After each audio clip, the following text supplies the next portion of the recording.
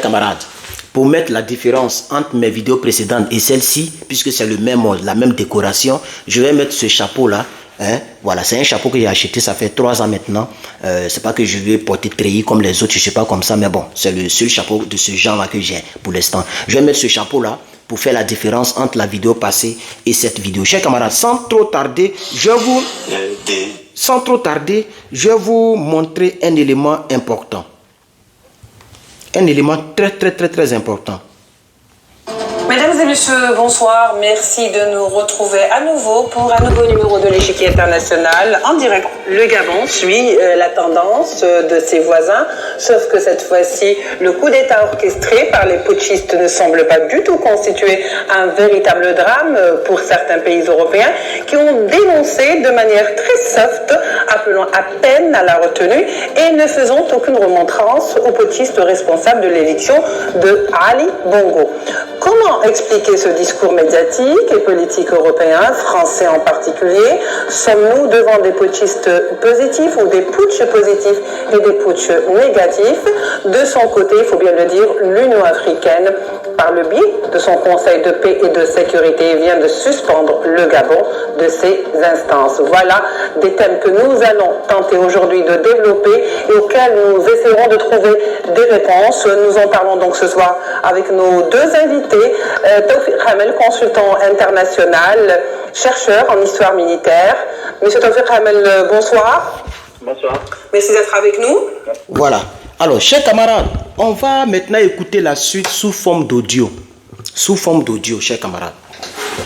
Vous avez écouté l'introduction de la dame, mais son introduction en 1 minute 9 secondes a tout dévoilé déjà. Et c'est parce que vous avez très bien écouté l'introduction de la dame.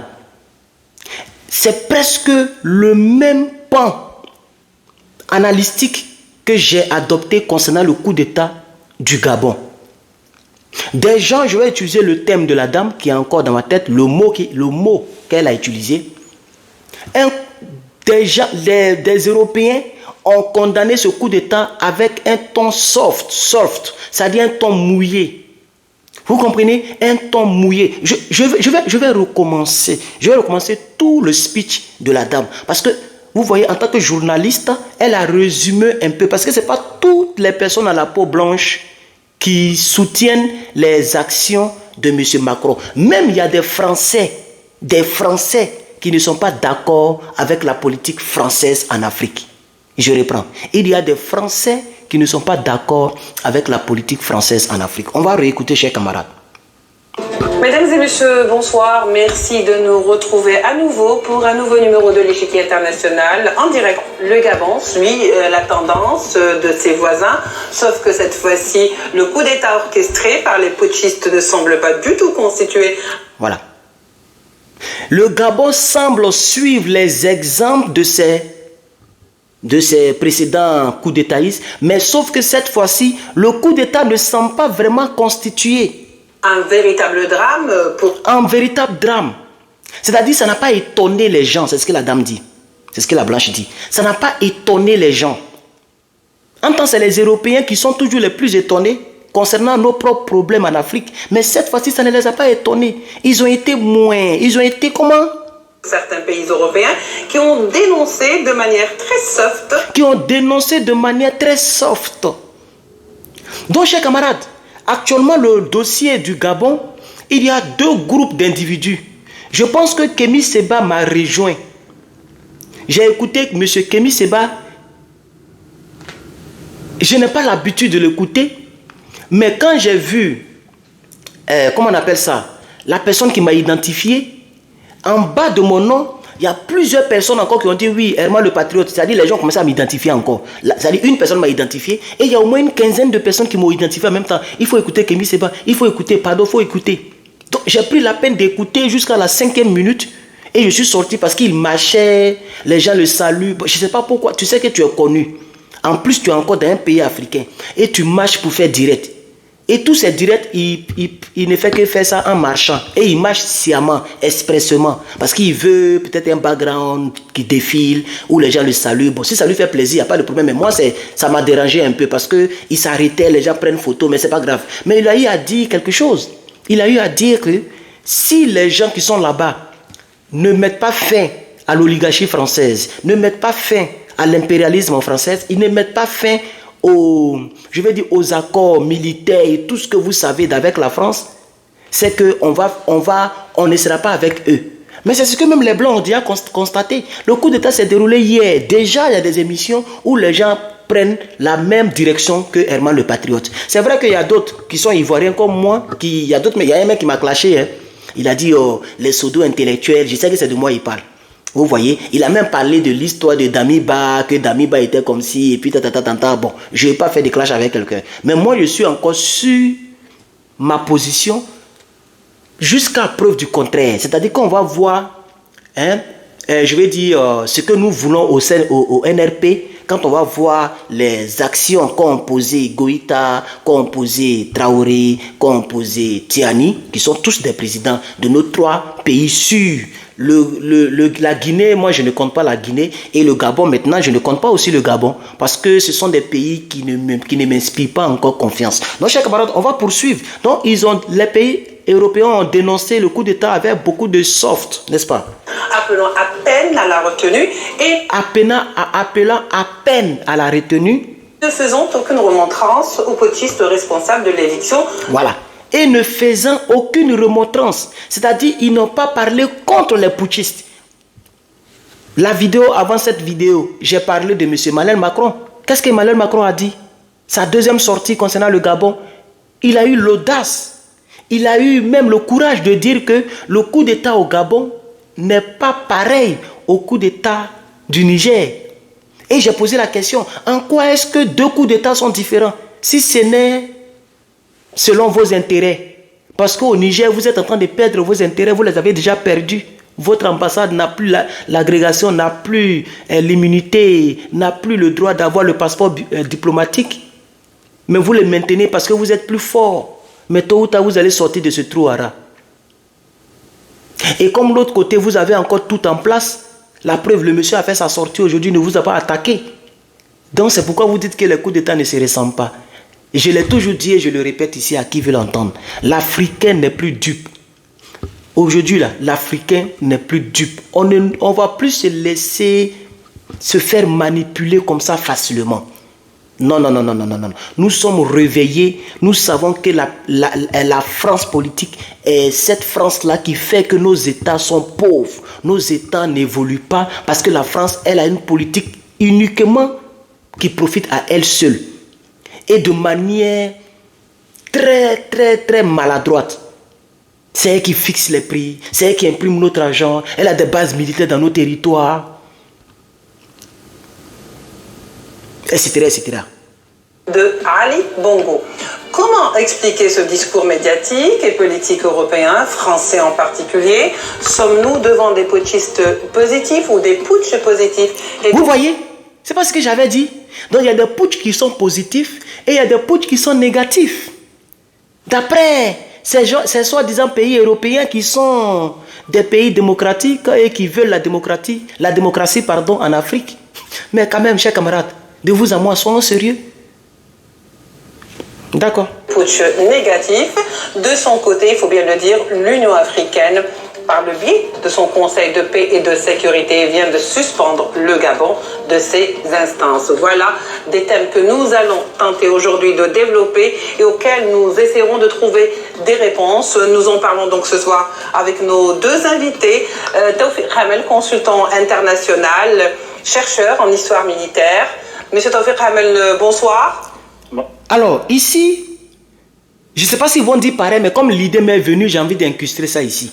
Le coup d'État au Gabon est un coup d'État à la solde française, au profit de la France. Ils ont fait cela juste pour éviter que le Gabon tombe entre les mains du NRP. Vous savez que le NRP, c'est la nouvelle révolution panafricaine que j'ai créée pour ne pas les appeler coup d'Étaïstes ou putschistes. Ils ne veulent pas tomber. La France ne veut pas que le Gabon tombe entre les mains du NRP. C'est ce qu'on appelle en français, ils ont anticipé. C'est une anticipation pour éviter que le Gabon soit pareil à ces 3 pays, Mali, Burkina et le Niger. Pour éviter surtout que le Gabon tombe entre les mains de la Russie, pour ne même pas que la Russie ait une petite base militaire là-bas, pour ne même pas que la Russie s'approche du Gabon, ok, pour dire que on va faire des trous gagnant-gagnant, parce qu'ils ne veulent plus perdre aucun territoire, donc ils veulent anticiper. Peut-être que vous allez voir qu'en Côte d'Ivoire, ils peuvent faire pareil, parce qu'ils savent que la Côte d'Ivoire, actuellement, les gens sont aux aguets, mais c'est parce qu'il y a des rebelles autour du président, de leur soi-disant président, là. C'est pourquoi jusqu'à présent, ils sont tranquilles. Sinon, si la Côte d'Ivoire, il n'y avait pas eu de rébellion, et qu'il y a longtemps, quelqu'un était tombé en Côte d'Ivoire. Si ce n'était pas M. Gbagbo Laurent qui était président, que c'était un homme comme Feu Konabédié, ou bien Feu Boigny, qui étaient aussi des personnes qui ont traité avec la France, qui n'ont pas fait trop de bras de fer avec la France. Il faut dire la vérité, même si les deux sont décédés, mais c'est la vérité. Les Guéhi Robert, c'était des francophiles, tout cela. Voilà. S'il y avait un président comme ça, il y a longtemps, il était tombé parce qu'ils ne voient rien du pas d'un mauvais rêve. Mais ils ont été traumatisés par des rebelles de Soroguium, les MPCI, les tueurs. Et ce sont ces rebelles-là qui sont autour du président. Donc, ce n'est pas facile d'infiltrer et d'aller prendre le président. C'est pourquoi la Côte d'Ivoire, c'est compliqué. Sinon, vous allez voir, d'ici quelques temps, vous allez voir. Au Sénégal, vous allez voir. Je vous parle aujourd'hui, notez. Même la Côte d'Ivoire, j'ai dit que dans un an, vous allez voir. Vous allez voir. Au Sénégal, vous allez voir. Au Cameroun, il dit, ce vent-là, ça va étonner le monde. Ils vont dire, ouais, les Africains sont décidés. Ce vent-là ne va pas s'arrêter. Mais moi, ce que j'ai dit, c'est qu'il faut qu'il aille un peu plus vite. Je suis content un peu que celui du Gabon est allé plus vite, mais malheureusement, c'est la France qui a anticipé. Donc je voulais dire ici, pour ne pas oublier que la France est derrière ce coup d'État. C'est ce que je pense, jusqu'à preuve du contraire, chers camarades. Ce n'est pas parce que X parle de quelque chose que moi je vais soutenir la chose. J'ai ma propre perception, j'ai ma propre manière, ma propre lecture, ma propre manière de voir les choses. C'est ce que je dis à mes abonnés et à mes followers. C'est à vous de me dire d'autres, de me dire si je suis dans le faux ou dans le vrai. Je lis tous vos commentaires, figurez-vous, et je sais que plusieurs personnes adhèrent à ma manière de réfléchir pour l'instant. On va continuer avec l'émission maintenant. Bonsoir. Merci d'être avec nous. Et bien entendu, Gamal Abina, analyste des questions internationales. Il est également, les deux sont avec nous depuis Paris par Skype. Gamal, bonsoir. Merci de nous rejoindre. Bonsoir et merci pour l'invitation. Merci. Alors, pour commencer, le Gabon suspendu après une réunion du Conseil de sécurité aujourd'hui, du Conseil de sécurité et de paix de l'Union africaine. Comment faut-il comprendre ceci? Et Gamal Abina, quelles sont les conséquences de cette décision, si conséquences il y a bien sûr? Depuis le début de ces affaires de putsch, il n'y a jamais vraiment de conséquences sérieuses, à part peut-être le Niger qui souffre le plus. Sinon, concernant le Gabon, je n'ai pas le sentiment qu'il y ait de grosses conséquences. En réalité, c'est un pays qui est très riche, c'est un pays qui est considéré comme étant une sorte de petit émirat dans la région. Et c'est un pays qui pose problème dans la mesure où effectivement, Ali Bongo a fait des élections truquées, ça on l'a bien compris, mais on se rend bien compte aussi que les putschistes, qui étaient d'ailleurs des anciens supports de son père, Omar Bongo, sont pas forcément mal vus par la France. Pourquoi? Parce que Ali Bongo, en dépit du fait qu'effectivement il n'a pas été vraiment élu, 64% c'est ce qu'il a annoncé en résultat, mais en réalité il n'y a pas d'observateurs internationaux, il a fermé complètement le pays, pas d'internet, bref, c'est vraiment une sorte d'élection confisquée, par deux fois d'ailleurs, en 2016 c'était déjà une élection qui était très discutée.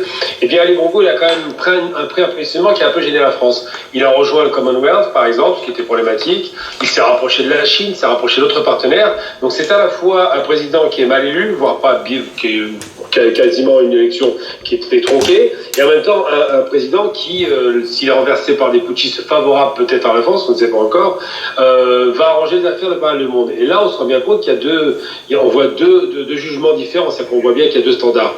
Et d'un côté, les bons putschistes, vous l'avez dit dans votre introduction, et puis les mauvais putschistes. Le bon putschiste, c'est celui qui va prendre le pouvoir et qui va être adoubé par M. Macron, comme par exemple, on voit bien au Tchad, par exemple, avec le fils d'Idriss Déby, qui devient le président alors que rien ne l'autorisait. Et de l'autre côté, le Niger qui pose plus de problèmes. Que les directement français sont en danger et que les dirigeants nigériens, les nouveaux dirigeants, clairement se sont positionnés comme étant des anti-France-Afrique.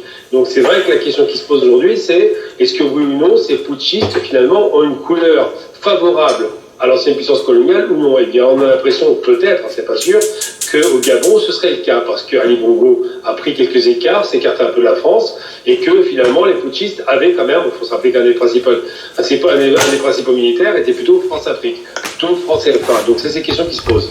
Oui, très bien, Gamal. Alors, on va y revenir justement à plusieurs aspects que vous avez évoqués tout au long de votre réponse.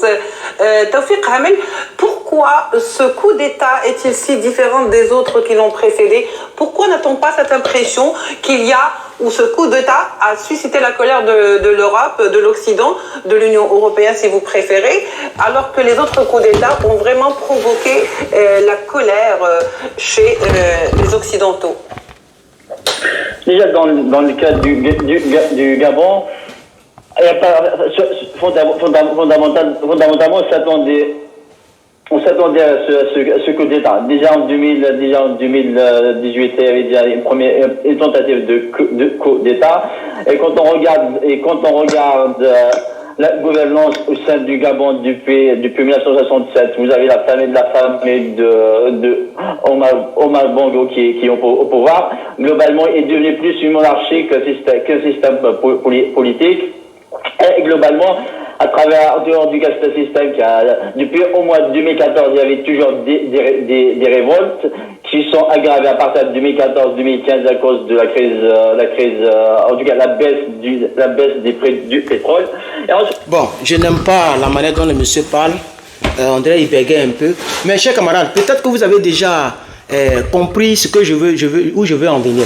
Donc, je ne suis pas la seule personne à penser ce que je pense. Ça me réjouit déjà. Je ne suis pas la seule personne à faire la remarque d'un coup d'État qui n'est pas trop condamné et un autre coup d'État qui est beaucoup condamné. Un coup d'État qui a eu beaucoup de ratures. Le coup d'Étaïsme qu'on soulève, c'est un général et on le soulève comme un enfant. Des militaires qui crient « wow ».